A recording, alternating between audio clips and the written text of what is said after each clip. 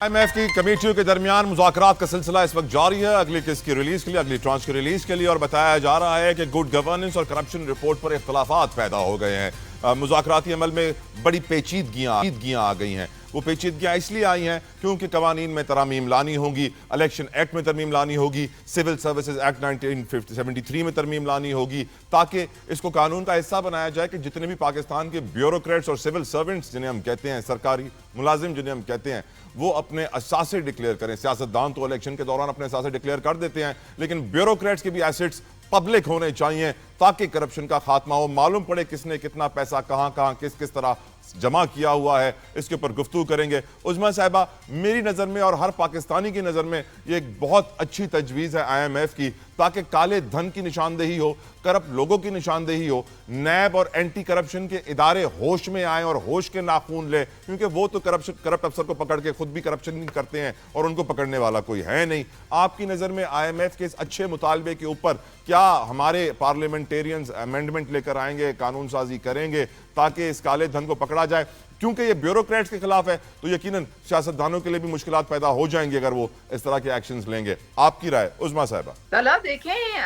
अगर सियासतदान जो हैं वो अपने असासे डिक्लेयर करते हैं और इतने सख्त उनके लिए कवानीन बने हुए हैं, तो क्या वजह है कि ब्यूरोक्रेट्स नहीं अपने असासे डिक्लेयर कर सकते हैं? मैं वजह बताऊं मैडम, वजह यह है कि पैसे जमा नीचे से होते हैं, फिर नीचे से ब्यूरोक्रेट के हाथ से सियासतदान के हाथ में आते हैं। नहीं, ऐसी बात नहीं है। ये सारी जो है ना, ये प्री सपोज्ड एक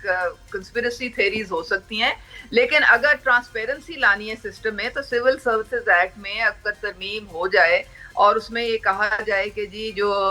ब्यूरोक्रेट्स हैं वो भी अपने असासे डिक्लेयर करें, तो इसमें कोई कबाहत नहीं है। मैडम, आपको मालूम है कि 4000 से जायद ब्यूरोक्रेट्स डुअल नेशनल हैं। वो पाकिस्तान के साथ साथ एक और मुल्क की शहरियत भी रखते हैं ताकि जिस दिन हाथ साफ करें तो जाना आसान हो जाए। ये भी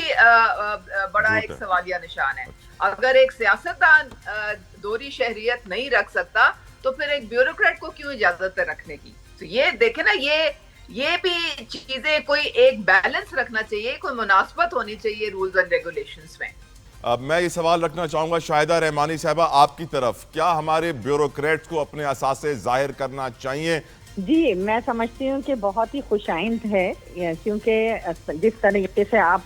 पॉलिटिशियन सबके सामने उनके असासे होते हैं, हर चीज़ डिक्लेयर की जाती है, तो क्यों नहीं जो ब्यूरोक्रेट्स हैं उनके क्यों नहीं होते? आप देखें, करप्शन की आमाजगा वहीं से शुरू होती है, वहीं पर आपके अरबों खरबों रुपए के असासे बनते हैं। आप बाहर चले जाते हैं, ड्यूल नेशनलिटी ले लेते हैं। अगर आप ट्रांसपेरेंसी चाहते हैं, आप शफाफियत चाहते हैं, आप चाहते हैं कि करप्शन फ्री पाकिस्तान हो। आमीन आमीन, अल्लाह करे वो दिन आए। अहमद अवैस साहब, मुझे याद है मैं छोटा था, सर हर किसी की फैमिली में गवर्नमेंट ऑफिसर्स होते हैं, तो जब मैं छोटा था तो गवर्नमेंट अफसरान जो हैं वो छोटी गाड़ी में चलते थे, जबकि उनके घर में बड़ी गाड़ी भी होती थी। वो कहते थे नज़रों में ना आ जाएं। वो कभी भी शो नहीं करना चाहते थे कि उन्होंने 50 लाख की या बड़ी महंगी घड़ी पहनी हुई है, महंगा घर रखा हुआ है। आज का ब्यूरोक्रेट जो है वो बिल्कुल लापरवाह है, उसको किसी से डर नहीं है, कोई खौफ नहीं है। वो रोलेक्स भी पहनेगा, मर्सिडीज में चलेगा भी, सरकारी गाड़ी छोटी होगी तो प्राइवेट गाड़ी पर सरकारी प्लेट लगा लेगा। आज के ब्यूरोक्रेट का एहतसाब कितना जरूरी है, और क्या ये तरमीम हम आते हुए देख रहे हैं कि IMF की इस शर्त पे अमल होता हुआ आप देख रहे हैं, या फिर बाबू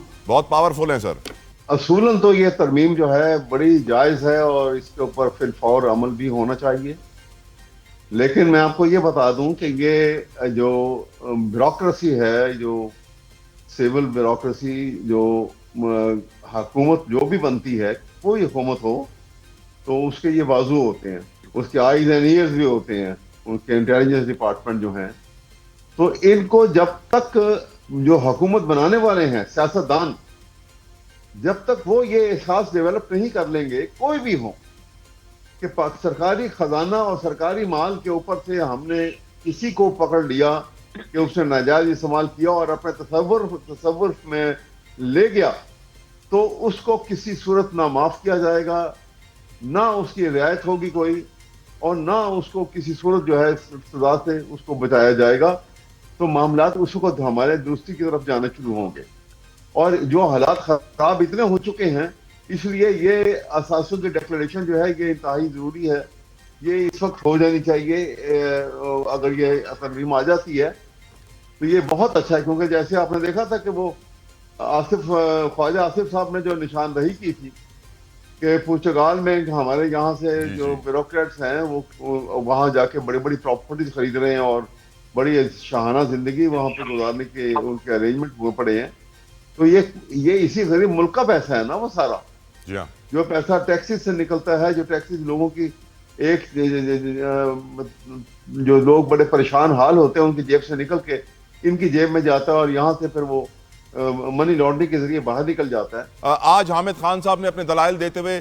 عدالت کو یہ بتانے کی کوشش کی کہ جب بھی اس نوعیت کے کیسز پاکستان کی تاریخ میں آئے ہیں تو فل کورٹ نے ان کو سنا ہے۔ یہ بھی انہوں نے کہا کہ اس وقت جو آئینی بینچ ہے یہ 26ویں آئینی ترمیم کے بعد کی پیداوار ہے، اس لیے پرانے ججز کو بھی شامل کرنا اس بینچ میں بہت ضروری ہے، اور یہ سارے دلائل دیے جا رہے تھے اور پھر کیس کی سماعت کل تک کے لیے ملتوی کر دی گئی۔ کل 11:30 بجے دوبارہ شروع ہوگا، اور یہ بھی کہا گیا جسٹس امین الدین خان صاحب کی جانب سے کہ اگر ہمیں 2-4 مہینے لگ گئے سننے میں اس کو تو کوئی مسئلہ نہیں ہے، ہم آپ کو سنیں گے، اچھی طرح سنیں گے۔ تو لگ یہ رہا ہے کہ یہ کیس لمبا چلے گا۔ آپ کی نظر میں اس کیس کی سماعت دیکھنے کے بعد کون ایکسپوز ہوا ہے؟ یہ تو بات واضح ہے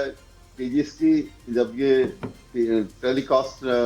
جو لائیو چلے گا اور آج بھی چلا، جب یہ سب چلے گی اور یہ ساری آرگومنٹ سامنے آئیں گی اور پاکستانی قوم سنے گی کہ پاکستان کے آئین کا حلیہ بگڑا ہے تو کس حد تک بگڑا ہے، جوڈیشری کو کنٹرول کیا گیا ہے تو کس حد تک کنٹرول کر لیا گیا ہے، پاکستان کی جو آبجیکٹو ریزولوشن جس کی بنیاد جو ہے آرٹیکل 2A کی شکل میں وہ آئین کا حصہ ہے اور وہ اس کے مین فیچرز کو بناتا ہے، اس میں سب سے اہم جو جس بات میں زور دیا گیا ہے وہ آزاد خود مختار عدلیہ کے اوپر زور دیا گیا ہے، اور اسی کا گلا گھونٹا ہے۔ یہ 26ویں ترمیم میں سب سے زیادہ نقصان تو اسی کو پہنچایا گیا ہے۔ وہ تیسرا پلر جو اسٹیٹ کا تھا، جو جوڈیشری کا پلر تھا، اس پلر کو گرایا گیا ہے دانستہ طور کے اوپر،